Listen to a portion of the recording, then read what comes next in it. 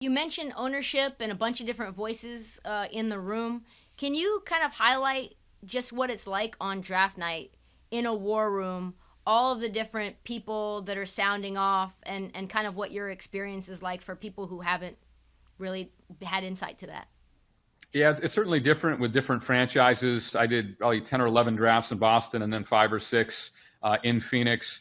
Ideally what you'd want is the top decision makers in the room, your head of basketball, whether the president or GM, his or her, top lieutenants, and then same with the head coach, the top men and women who work under the head coach, and then your owner. And really that's it. I mean, you don't want a lot of, theatrics and things like that. A lot of teams have draft parties in both places in Boston and Phoenix. We did a good job of keeping that separate because, you have to concentrate and be prepared to pivot for trades like the one we just discussed for Mikal Bridges. You have to be prepared, obviously, to really do anything. And what I mean by that is you want to move up in the draft. Do you want to move down in the draft? Do you want to move out of the draft? Do you want to trade the pick for a player? Do you want to trade the pick for a future pick? All that happens in real time and is fluid.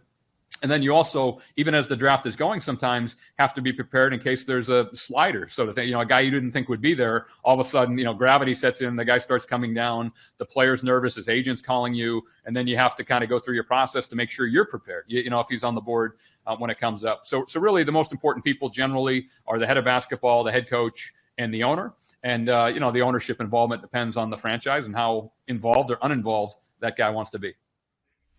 How many or what percentage of NBA teams have extremely vocal and hands-on owners during draft night?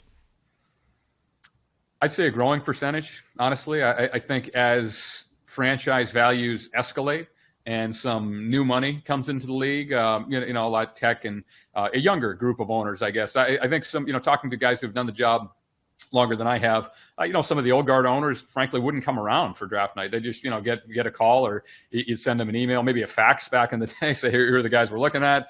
You try to prep them for we might take this guy or that guy. Okay, sounds good. That is getting, less and less standard, I guess. So they're more involved. So that's one of the challenges, from a front office perspective or coaching perspective, I think from any job, right? Managing the boss and his expectations. But yeah, I don't think that's a trend that's going anywhere. Let me put it this way. When the average franchise is selling for $1.5 to $2+ billion and guys write a check at that level, I think they're going to want to continue to be involved.